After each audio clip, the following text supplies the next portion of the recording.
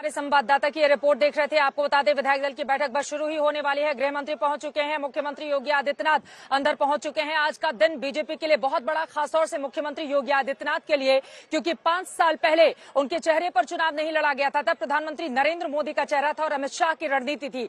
लेकिन इस बार तो 5 साल की अग्नि परीक्षा का वक्त था, जिसको पार करके फिर से मुख्यमंत्री बनने जा रहे हैं योगी आदित्यनाथ। और इसी वजह से बीजेपी की पूरी तैयारी, पूरी ताकत यहां पर लगाई जा रही है, ताकि भव्यता में जब वो शपथ ले रहे हों, किसी भी तरह की कोई कमी नहीं रह जाए। इसी पर चर्चा में आगे बढ़ेंगे। अंदर की तस्वीरें भी लगातार आप तक दिखाते रहेंगे। अंदर हमारे कई सहयोगी मौजूद हैं जो पल पल की जानकारी आप तक लेकर आएंगे। लेकिन अब चर्चा में आगे बढ़ते हुए राकेश त्रिपाठी जी, सीधे आपके पास आते हुए, कौन कौन बन रहा है मंत्री, थोड़ा इसके बारे में भी हमारे दर्शकों को जानकारी दीजिए। एक्सक्लूसिव आप बैठे हुए हैं, पूरा देश प्रदेश आपसे उम्मीद कर रहा है।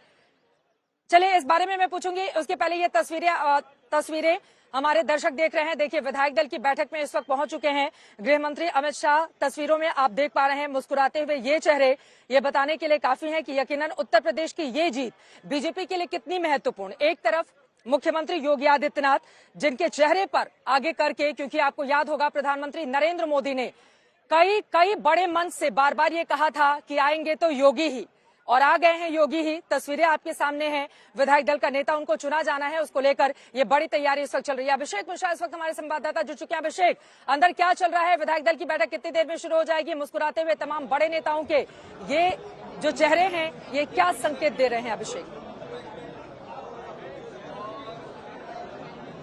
देखिए, बिल्कुल चित्रा, मेरी मौजूदगी लोक भवन के ठीक अंदर है और मेरे सामने वो हॉल है जहां पर ये बैठक जो अब से कुछ ही देर में शुरू हो जाएगी। दोनों पर्यवेक्षक गृह मंत्री अमित शाह और रघुवर दास दोनों अंदर मौजूद है और इसके साथ ही साथ में आप खुद मुख्यमंत्री योगी आदित्यनाथ और दोनों डिप्टी सीएम यानी कि केशव प्रसाद मौर्य और डॉक्टर दिनेश शर्मा वो भी मौजूद हैं। इसके अलावा प्रदेश अध्यक्ष स्वतंत्र देव सिंह, उत्तर प्रदेश के प्रभारी राधा मोहन सिंह और तमाम नेता यहां पर पहुंचे हैं। 273 विधायक 1 घंटे से इंतजार कर रहे थे, लेकिन थोड़ी देरी हुई, एक बैठक चल रही थी, लेकिन अभी आप यहां पर मौजूदगी हुई है दोनों पर्यवेक्षकों की और उसके बीच में आपसे कुछ ही देर में ये महत्वपूर्ण बैठक शुरू हो जाएगी। चूंकि औपचारिकता है, विधानमंडल दल के नेता का चुनाव होना है, लेकिन इसके साथ में महत्वपूर्ण होगा कि क्या उप मुख्यमंत्री को लेकर के भी ऐलान हो, क्योंकि उसको लेकर के जो लगातार चर्चाएं चल रही थी, उसके माध्यम से कहीं ना कहीं आज की जो तस्वीर दिखाई दी, जिसमें दोनों डिप्टी सीएम मौजूद रहे हैं, आज जब अमित शाह यहाँ पहुंचे हैं तो कहीं ना कहीं उसको लेकर के भी चर्चा जोरों पर है। तस्वीरें आप देख सकते हैं, यहाँ बैठक कुछ ही देर में शुरू हो रही है और उसके बाद में ऐलान किया जाएगा योगी आदित्यनाथ का विधानमंडल दल के नेता के तौर पर।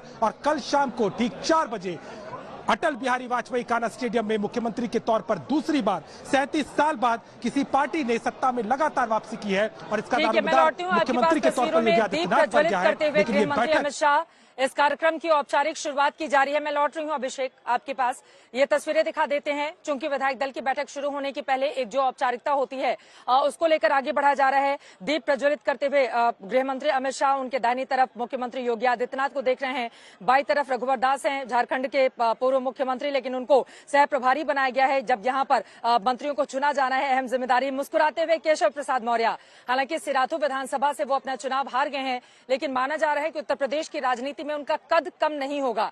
ऐसे में बड़ा सवाल यह है कि क्या पिछली बार जिस तरह से डिप्टी सीएम उनको बना के रखा गया था, क्या वही फिर से रिपीट कर दिया जाएगा या कोई और अलग जिम्मेदारी दी जाएगी? ये अपने आप में महत्वपूर्ण है। आप देख पा रहे हैं राधा मोहन सिंह हैं, तस्वीरों में आपको नजर आ रहे हैं। धर्मेंद्र प्रधान, उनको भी अहम जिम्मेदारी दी गई थी जब उत्तर प्रदेश का प्रभारी बनाकर चुनावों का उनको भेजा गया था। और अनुराग ठाकुर को दोनों ने बहुत मेहनत की। पर्दे के पीछे के कुछ बड़े चेहरे होते हैं जो पर्दे पर कम ही आते हैं, लेकिन यकीनन इन तमाम लोगों का रोल काफी ज्यादा अहम रहा था। आप देखिए किस तरह से जो सहयोगी दल हैं निषाद पार्टी के, वो भी मुस्कुराते हुए, सभी लोग दीप प्रज्वलित करते हुए इस वक्त दिखाई दे रहे हैं। दिनेश शर्मा भी आपको डिप्टी सीएम इस वक्त तस्वीरों में दिखाई दे रहे हैं। लेकिन बड़ा सवाल यह है कि कल जब पद और गोपनीयता की शपथ लेंगे मुख्यमंत्री योगी आदित्यनाथ, तो उनके साथ 48 मंत्री कौन कौन से होंगे, कौन कौन से वो विधायक होंगे जिनको तवज्जो या जगह दी जाएगी?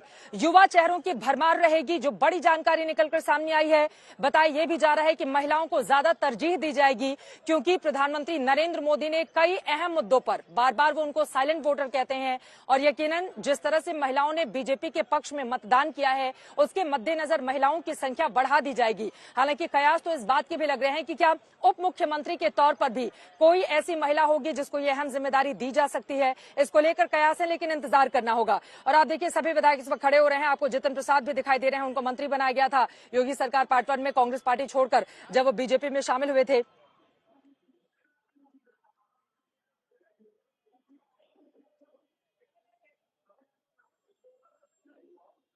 संख्या बढ़ा दी जाएगी, हालांकि ये तस्वीरें अपने आप में बेहद अहम जो इस वक्त आप देख पा रहे हैं।